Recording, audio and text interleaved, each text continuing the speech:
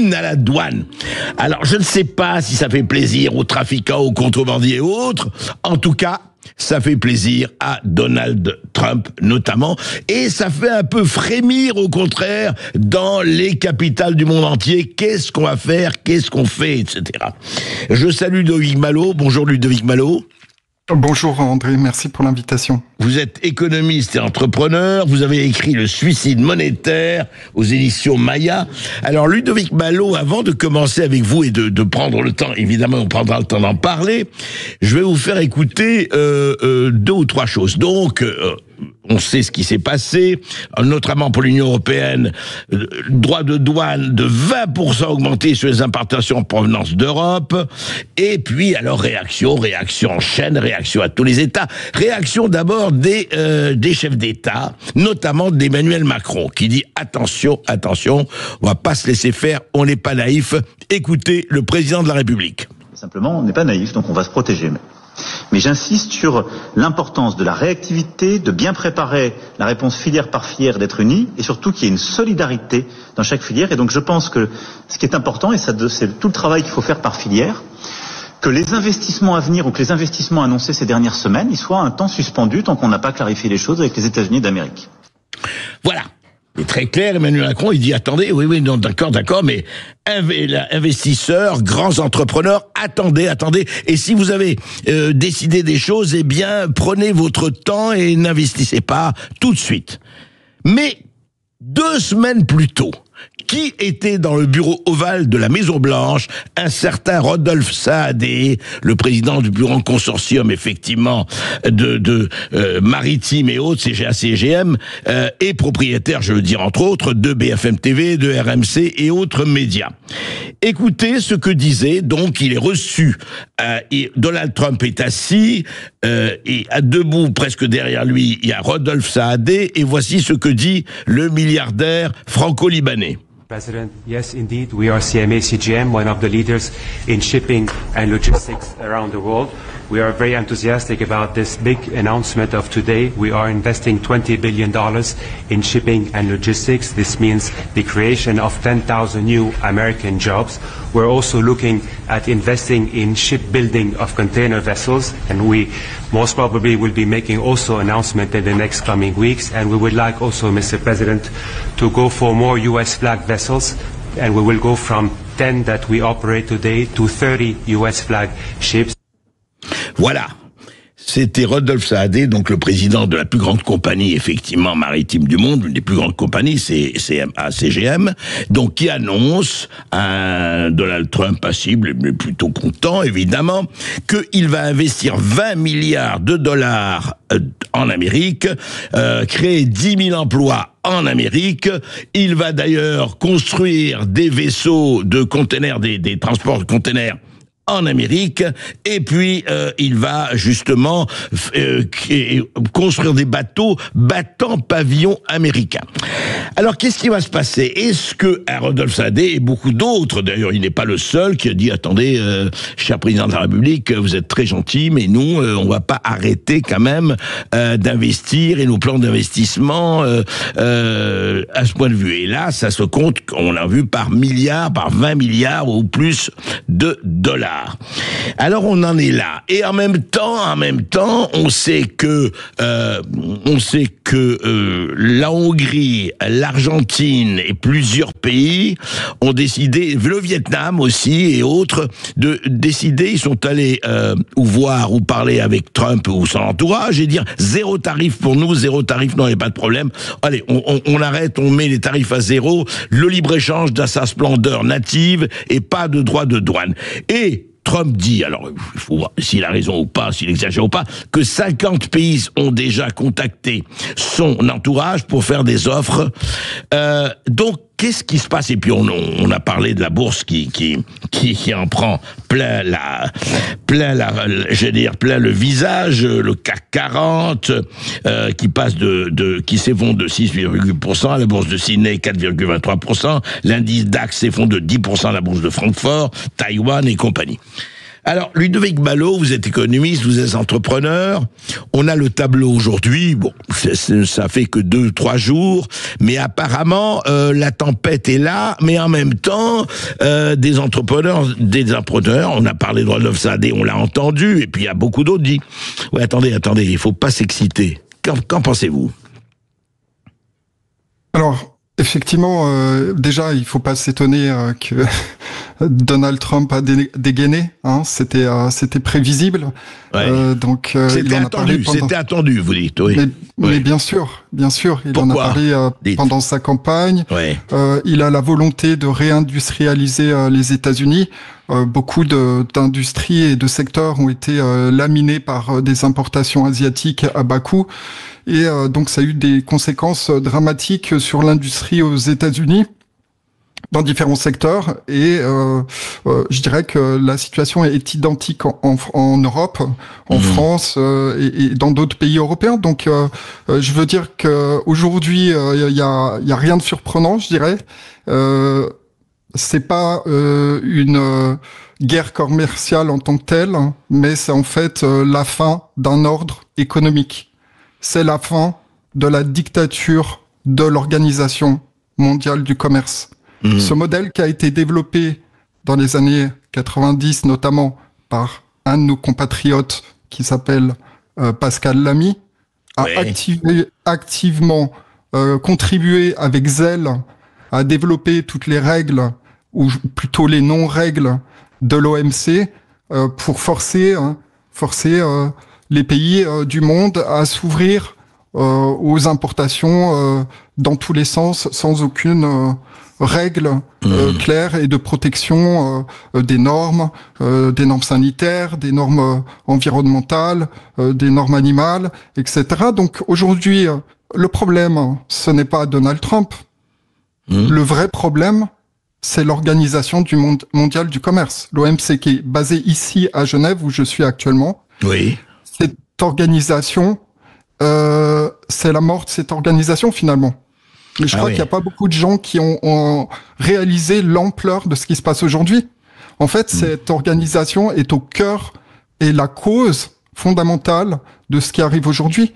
C'est-à-dire une institution qui a été mise en place par les mondialistes pour démembrer, dépecer chacun des pays du monde pour pouvoir donner libre cours à tout et n'importe quoi, pour désindustrialiser, exposer gravement notre souveraineté alimentaire, technologique. On l'a vu avec Emmanuel Macron, c'est quand même très piquant que Monsieur Macron parle de protection, alors que c'est quand même lui qui a vendu à la découpe des fleurons français, notamment Lafarge, Alstom, Technips et d'autres.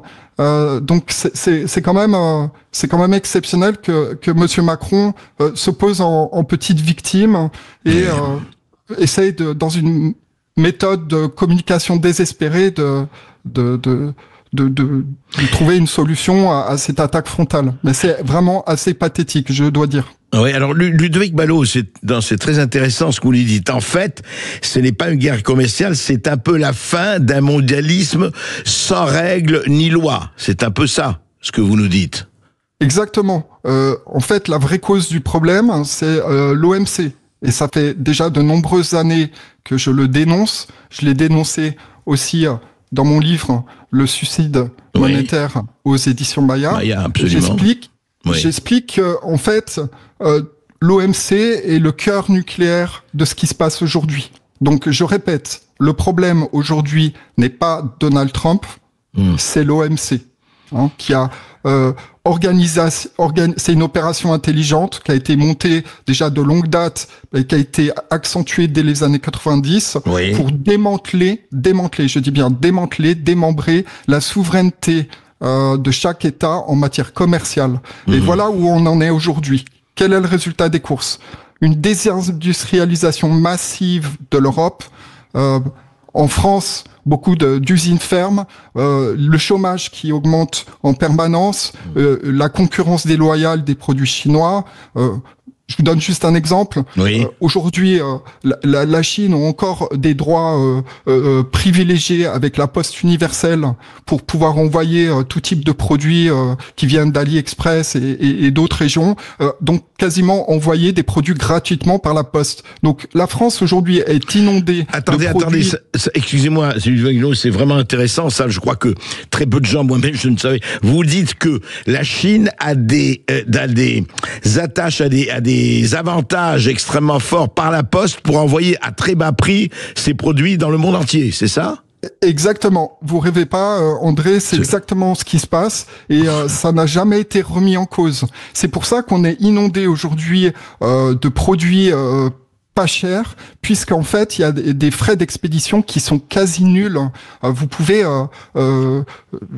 commander un couteau XY via AliExpress et ça va leur coûter peut-être 50 ou 80 centimes ou un euro de frais d'expédition. Donc c'est pour ça qu'aujourd'hui, il y a beaucoup de commerçants aussi en France, beaucoup de magasins en ligne qui sont en très grande difficulté parce qu'ils sont concurrencés par des produits qui viennent de Chine et il y a absolument rien qui a été fait pour rééquilibrer ces règles. Donc voilà. Et ce n'est pas le cas pour nous. Par exemple, ce n'est pas le cas du commerçant qui veut exporter. Est-ce qu'il a les mêmes règles par la poste universelle ou pas ? Non, justement pas. Justement pas. Ouais. Voilà pourquoi ça coûte beaucoup plus cher à une société française, européenne, d'envoyer des produits.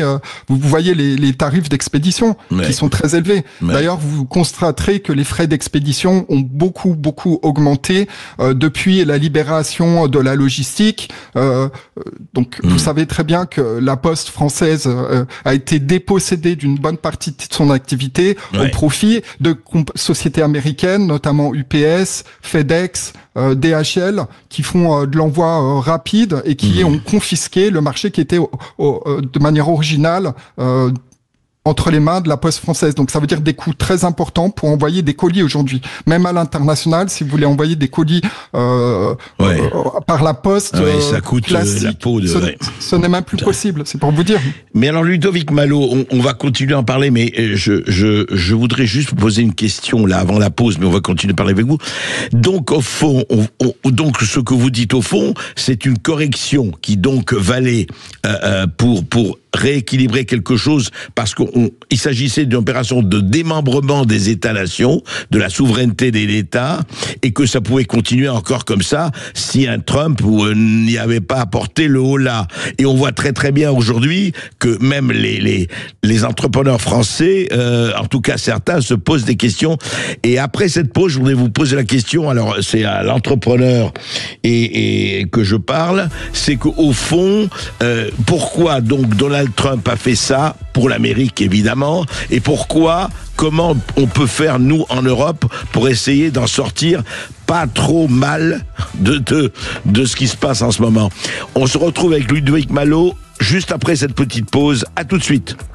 Sud Radio. Parlons vrai. Parlons vrai. Sud Radio. Parlons vrai. Sud Radio. Parlons vrai. On a entendu effectivement ce qui se passe. Juste un mot, Ludovic Malot, écoutez ce que une petite manif où on citait Trump, évidemment en France. Écoutez, il y a une bonne centaine de personnes qui sont rassemblées ici donc pour s'opposer à la politique de Donald Trump, mais aussi en association avec le président des Américains. C'est Elon Musk et son entreprise Tesla qui est aussi visée par ces manifestants, puisqu'il est bien... Alors pourquoi je vous fais entendre c'est sur BFM TV, qui je rappelle appartient à 100% à Rodolphe Saadé, donc de CMA-CGM, et on l'a entendu dans le bureau ovale de la Maison-Blanche avec Donald Trump. Ludovic Malot, justement, comment peut réagir l'Europe ? Les entrepreneurs, qu'ils soient immenses ou moyens ou petits, qu'est-ce qu'à votre avis, ça va être quoi la réaction ? On attend et on voit venir, on essaie de se protéger, on fait le dos rond, on fait quoi ? À votre avis ? Alors, au niveau de l'Europe, il n'y a rien à attendre, clairement vu la situation, parce qu'ils sont en train de préparer un conflit avec la Russie. Donc ils ont, entre guillemets, d'autres chats à fouetter. Par contre, c'est une formidable opportunité. Une formidable opportunité. C'est-à-dire, pour les patrons du CAC 40. C'est-à-dire qu'aujourd'hui, vu la situation, vu le track record de Monsieur Macron, Oui. je pense qu'il est temps que les patrons du CAC 40 fassent une lettre ouverte collective au président de la République pour lui demander sa démission. Parce que Monsieur Macron... Carrément. Oui. Vous dites que les patrons du CAC 40 doivent demander la démission de Monsieur Macron. Demander à Monsieur Macron de se retirer tranquillement. J'ai déjà fait la lettre. Elle sera téléchargeable, disponible cet après-midi sur mon canal Telegram. D'accord. Sur lequel ils peuvent s'inspirer de cette lettre. C'est une opportunité pour les patrons, effectivement, parce qu'il y a de quoi vraiment s'inquiéter pour les entreprises françaises et le fait que effectivement elles sont très exposées au marché américain à hauteur de plus de 40% pour certaines d'entre elles. Donc aujourd'hui, c'est une opportunité pour mettre fin à ce désastre que constitue Emmanuel Macron à la direction de ce pays. Une catastrophe cumulée entre la crise du Covid, les gilets jaunes, les problèmes de retraite, la désindustrialisation massive, la fiscalité confiscatoire et exorbitante. Je crois qu'on a atteint vraiment des sommets. Donc je pense que les patrons, d'ailleurs j'en ai entendu un qui a dit qu'il en avait rien à cirer de ce que pensait Macron. Ça a été même dit par le Figaro.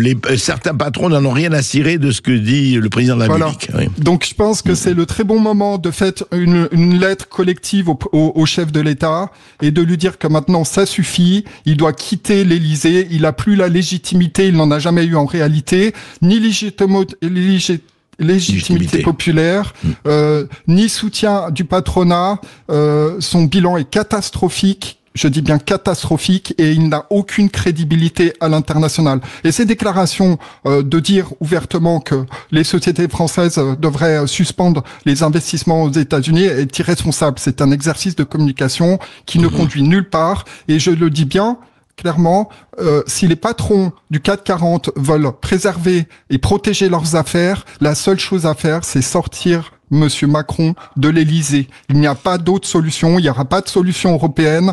Van der Leyen et les autres qui sont à Bruxelles ont d'autres chats à fouetter, ils sont en train de préparer un conflit avec la Russie. Donc aujourd'hui, ce qui est important, c'est la souveraineté de la France. La gouvernance de la France est le problème central pour pouvoir relever la France en termes industriels, faire un virage à 180 degrés et récupérer cette situation extrêmement inquiétante. Ludovic Malot, si je ne savais pas que vous étiez économiste et entrepreneur, je penserais que vous êtes un trotskiste de la première génération, un entrepreneur qui demande la démission du président. Vous voyez beaucoup de patrons faire ça, c'est audacieux, pour le moins.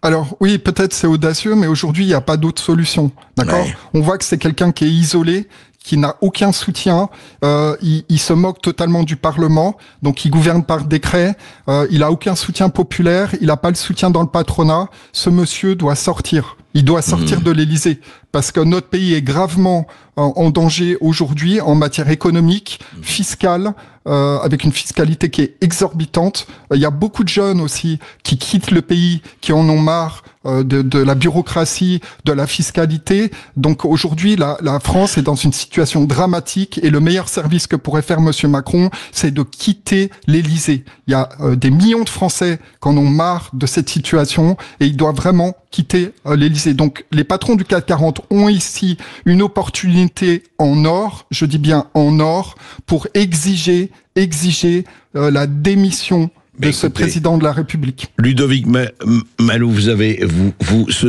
la responsabilité et vous l'assumez tout à fait de vos propos. Écoutez, vous lancez un appel aux patrons du CAC 40. Nous allons voir comment les patrons du CAC 40 réagissent, en tout cas un certain nombre d'entre eux. Mais merci pour vos éclaircissements. Évidemment, c'est une situation qu'on va suivre, qui va pas se dénouer en quelques jours, ni en quelques semaines, et ni peut-être en quelques mois, mais nous allons suivre ça. Merci à vous.